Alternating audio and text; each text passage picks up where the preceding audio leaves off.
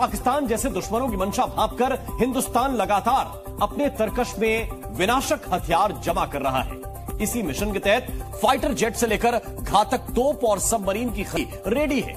देखिए इस रिपोर्ट में। दोस्तों, अमेरिका इस वक्त बड़ी मुश्किल में है और वो मुश्किल ये है कि आज भारत की ताकत को देखकर दुनिया हैरान है। वो अमेरिका जो अब तक अपने M77 होवित्जर को दुनिया का सबसे बेहतरीन आर्टिलरी गन सिस्टम मानता था, उसने अब खुलकर मान लिया कि भारत के ATAGS के सामने उसका ये हथियार नहीं टिक सकता।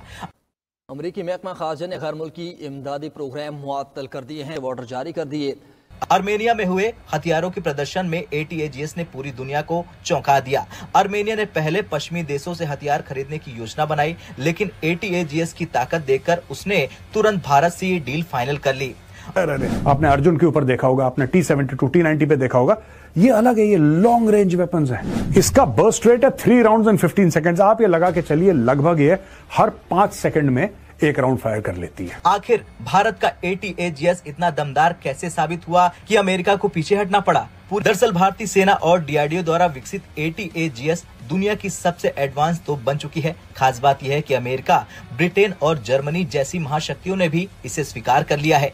जो ये मार रहा होता है उसको ये नहीं पता होता कि यहाँ पे क्या है, यहाँ पे भीड़ है, यहाँ पे गांव है, यहाँ पे स्कूल है, यहाँ पे अस्पताल है, शॉपिंग मॉल है, इसको नहीं पता। इसको सिर्फ ये पता है कि यहां से रॉकेट आया है, यहां से राउंड आया है, मुझे वापस वहां पे गोलाबारी करनी है।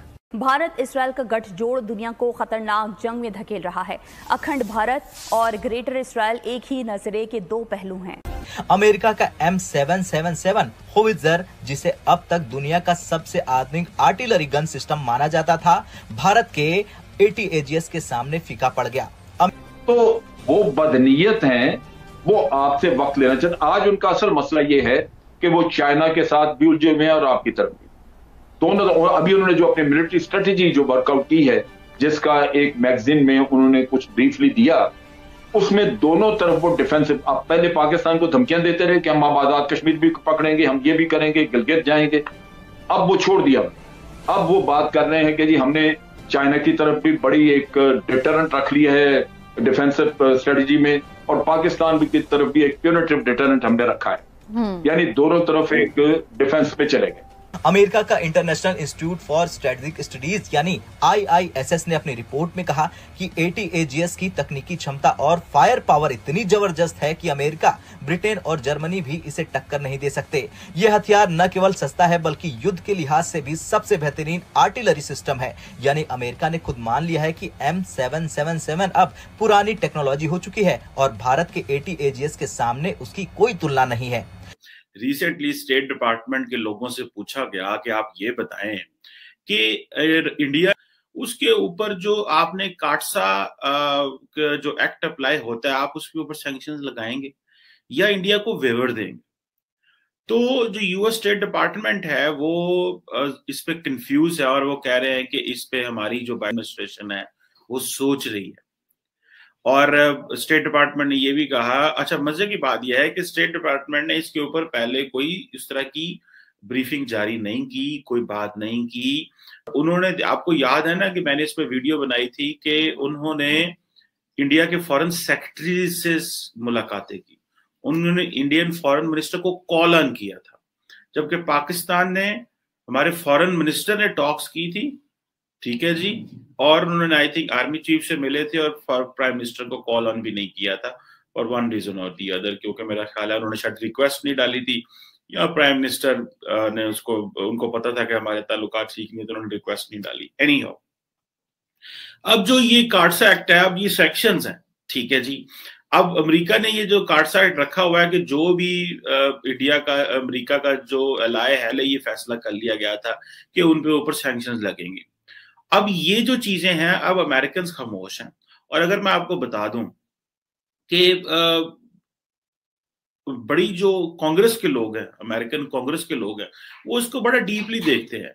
और जो अमेरिका के क्या से बोलते हैं, जो सेनेटर्स हैं, जो या हाउस ऑफ रिप्रेजेंटेटिव के लोग हैं, उन्होंने पर्टिकुलरली लेटर लिखे और ये कहा है कि आप इंडिया को वेवर दें, आप इंडिया को वेवर दें, आप इंडिया के ऊपर सैंक्शंस ना लगाएं।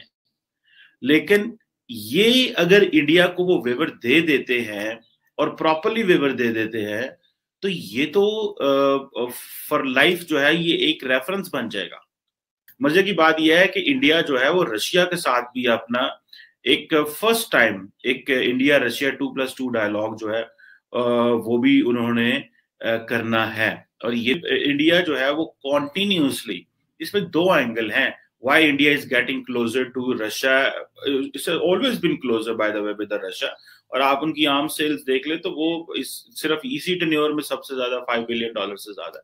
सो और बाकी भी ममालिक के साथ 2+2 है, जो क्वाड ममालिक के साथ भी। So for getting into this 2+2 with Russia, एक तो इंडिया को कॉन्फिडेंस मिला, उन्होंने कहा भाई अमेरिकन ने तो हमसे पूछा ही नहीं है, और अगर पूछा है तो उन्होंने कह दिया नहीं जी हमारी जरूरत है, हम आपके जो वो पैट्रियट डिफेंस सिस्टम है हम वो नहीं लेना चाह रहे।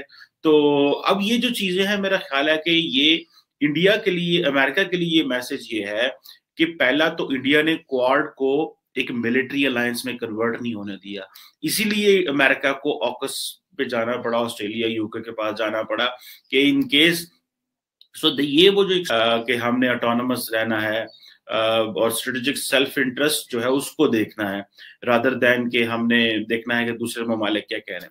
सो अभी रशिया के साथ ये 2+2 का मतलब है to give a tough time to China and to America equally, because Indians are feeling कि जितना अमेरिकन, चाइनीज और रशियंस करीब होंगे, क्योंकि रिसेंटली मुझे याद है जब वो कहते हैं कि पाकिस्तान बड़ा अच्छा किरदार अदा कर रहा है, कभी कह देते हैं कि पाकिस्तान का बड़ा अहम रोल है, कभी ऐसे ही कह दिया कि पाकिस्तान हमारा स्ट्रेटेजिक पार्टनर है। ये सारी बातें हैं जिनका असल में मानी कोई नहीं है। अच्छा, यहाँ पे उन्होंने ये कहा कि जनाब पाकिस्तान ने भी पॉजिटिव रोल अदा किया है, ये आर्मी चीफ उनका बयान था, इंडियन आर्मी चीफ का। लेकिन कल उसने फिर एक बयान दिया तो उसने कहा जी कि पहले पाकिस्तान टेररिज्म रोके। टेररिज्म तो वो जिस दिन चाहे करा लेंगे, फॉल्स फ्लैग ऑपरेशन होता है उन्होंने खुद करना होता है, उसमें कोई मसला ही नहीं है, जिस दिन चाहे करा लें और आप इल्जाम लग जाएगा, सारा कुछ जो आप जो कुछ भी कर रहे हैं वो खत्म हो जाएगा। वही उनका पुराना हमने तो बड़ी बातचीत की थी, हमने तो